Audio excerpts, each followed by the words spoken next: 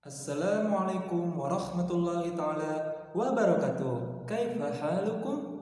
Alhamdulillah bil khair. Alhamdulillahirabbil alamin. Ananda semuanya yang soleh dan soleha, khususnya dari kelas 4 SDT Robbani Islamic School yang Bapak banggakan dan Bapak cintai karena Allah Subhanahu wa taala. Alhamdulillah kita bisa bertemu dalam pembelajaran tematik yang pekan kemarin kita belum bisa melakukan pembelajaran tematik karena kita baru pekan pertama, pertemuan pertama ataupun baru pertama kali masuk di semester 2. Nah, di pekan kedua ini ada dua sekaligus materi yang akan Ustadz sampaikan, yaitu tema 4E, subtema 1 dan subtema 2. Sebelum ke pembelajaran, izinkan Ustadz untuk memperkenalkan diri terlebih dahulu kepada Ananda semuanya. Barangkali di sini Ananda ada yang belum kenal Ustadz, maka Ustadz di sini akan memperkenalkan diri terlebih dahulu. Ya, Bismillahirrahmanirrahim. Nama Ustadz Wahyu Sofyan. Ananda bisa memanggil Ustadz dengan nama Ustadz Sofyan. Alhamdulillah di kelas 4 ini Ustadz bisa bersama-sama dengan antum ikhtiar untuk menuntut ilmu dalam mata pelajaran tematik, ya. Nah, pada kesempatan ini pada video yang pertama ini Ustadz akan menyampaikan materi tentang tema 4E, subtema 1, yaitu perjuangan para pahlawan. Nah, karena tema 4E ini kebetulan tentang pahlawanku, maka pada subtema 1 ini kita akan belajar tentang perjuangan para pahlawan. Nah, isi dari subtema ini kita akan mempelajari bahasa Indonesia, PPKN, IPS, dan ilmu pengetahuan alam. Oke, yang pertama, Ananda sekalian yang soleh dan soleha yang Ustadz cintai karena Allah Subhanahu wa taala, kita masuk ke materi pertama, yaitu tentang bahasa Indonesia. Ya, Ananda sekalian, untuk bahasa Indonesia di kelas 4 khususnya tema 4 ini kita akan membahas tentang menceritakan kembali isi teks, ya. Menceritakan kembali isi teks yang sudah Ananda baca. Nah, bagaimana sih Ustadz cara kita menceritakan kembali suatu teks? Oke, ada 4 cara yang bisa kita lakukan untuk kita bisa menceritakan kembali dari suatu teks yang kita baca. Yang pertama, membaca teks tersebut dengan fokus dan teliti. Yang kedua, tuliskan hal-hal penting yang Ananda dapatkan setelah membaca teks tersebut. Oke, dari 2 poin ini, ketika Ananda mendapatkan suatu teks, Ananda membacanya dengan teliti, dengan fokus, dan juga dengan tenang. Nah, itu kunci dari Ananda bisa mendapatkan hal-hal pokok yang terdapat dalam teks tersebut. Ananda harus membacanya dengan teliti dan juga fokus. Lalu, ketika Ananda sudah membaca dengan teliti dan fokus, insya Allah, atas izin Allah, Ananda akan mendapatkan poin-poin penting dari teks tersebut, ya. Nah, setelah Ananda dapatkan poin-poin penting tersebut, segera Ananda tuliskan dalam buku tulis Ananda masing-masing. Lalu yang ketiga, merangkum teks tersebut dengan kalimat Ananda sendiri. Nah, ketika Ananda sudah mendapatkan poin-poin inti dari teks tersebut, Ananda merangkum teks tersebut berdasarkan pemahaman Ananda sendiri, menggunakan bahasa Ananda sendiri yang Ananda sendiri bisa pahami, ya.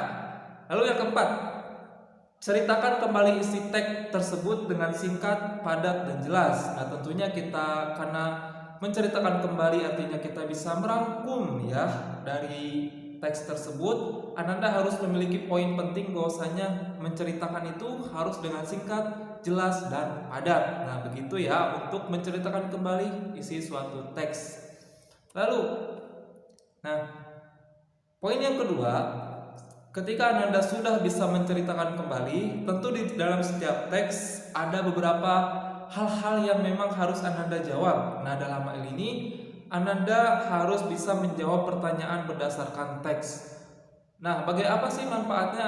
Kenapa sih kita semua harus mampu menjawab pertanyaan yang ada dalam teks tersebut? Manfaatnya ada 2, ya. Salah satunya yang pertama adalah kita bisa meningkatkan penguasaan terhadap isi teks.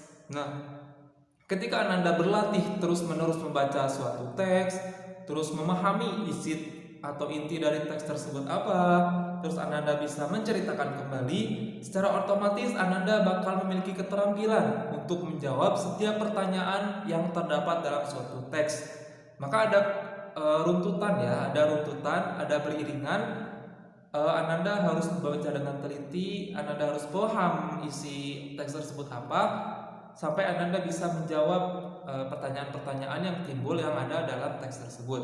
Nah, itu untuk bahasa Indonesia di subtema ini. Yang ketiga, nah, menjawab pertanyaan ya.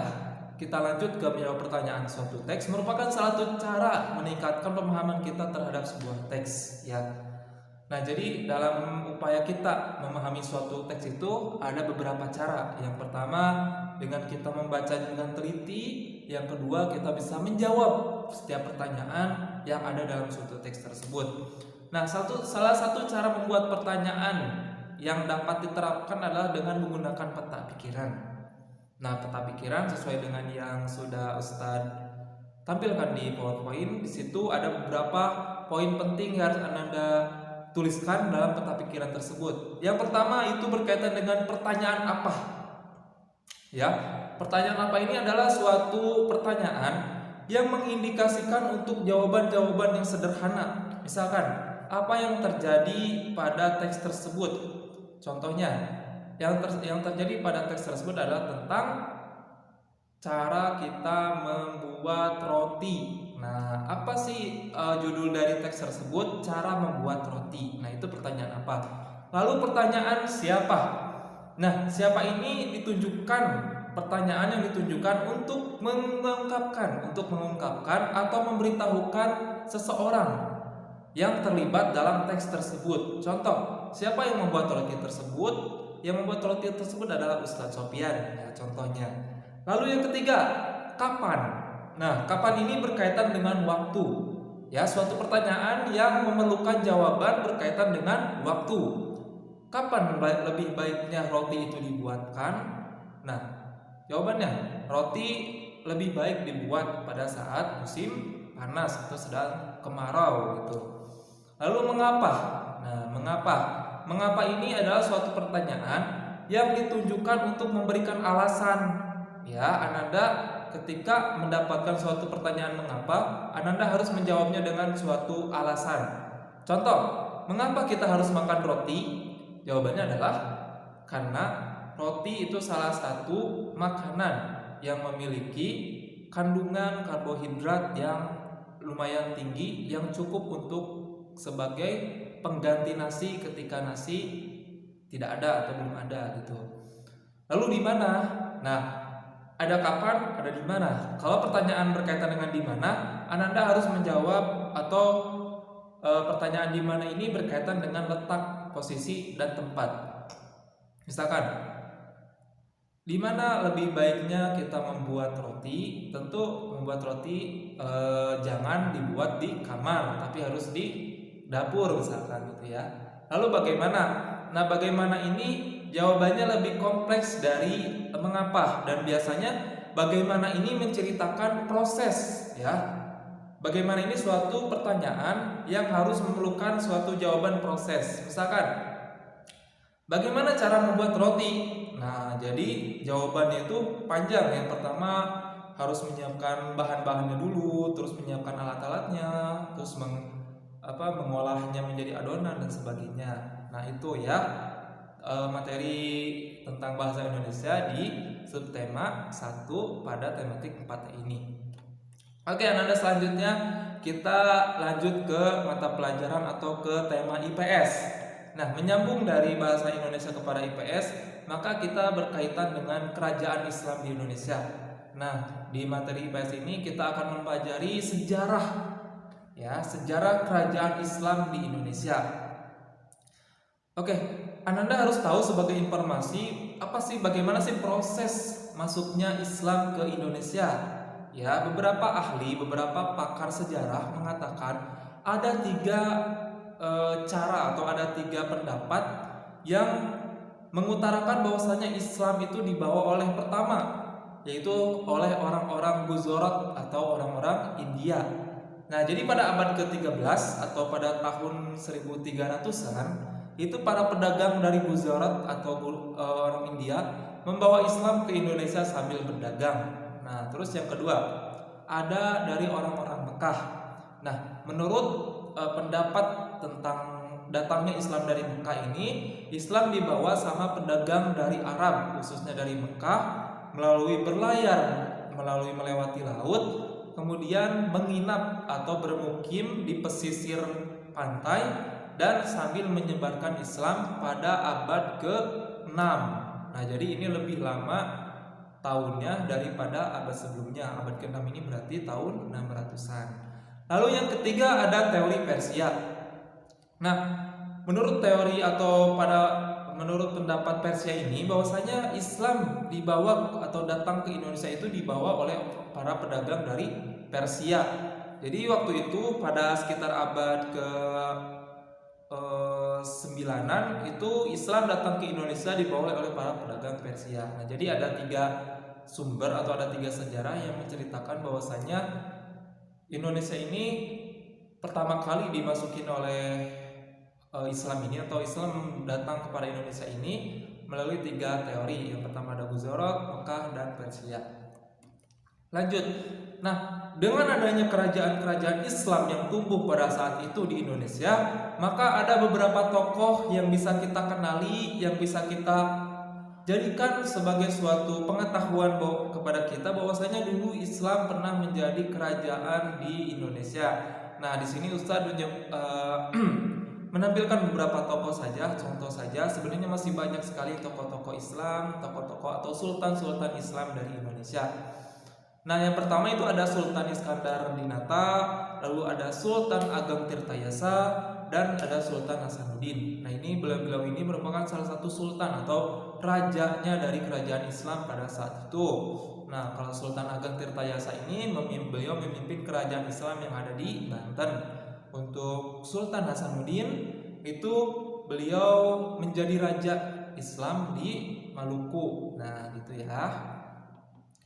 Lanjut, setelah kita mempelajari sejarah, ya sekilas kita lanjut ke PPKN.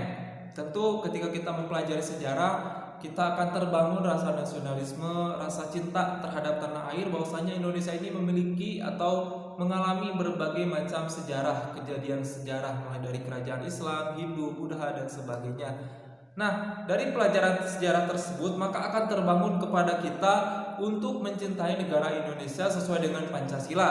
Nah, pada pelajaran PKN ini kita akan mempelajari tentang pentingnya pengamalan atau penerapan makna dari setiap sila-sila Pancasila. Karena di tematik 4E ini kita akan mempelajari, khususnya di subtema 1 ini adalah pengamalan Pancasila sila keempat. Ya, ada yang tahu isi dari sila keempat? Betul, kerakyatan yang dipimpin oleh hikmat kebijaksanaan dalam permusyawaratan perwakilan. Makna dari sila ini adalah sebagai seorang warga, sebagai warga Indonesia, Ananda Ustadz merupakan warga negara Indonesia. Maka kita mempunyai kedudukan, hak, dan kewajiban yang sama.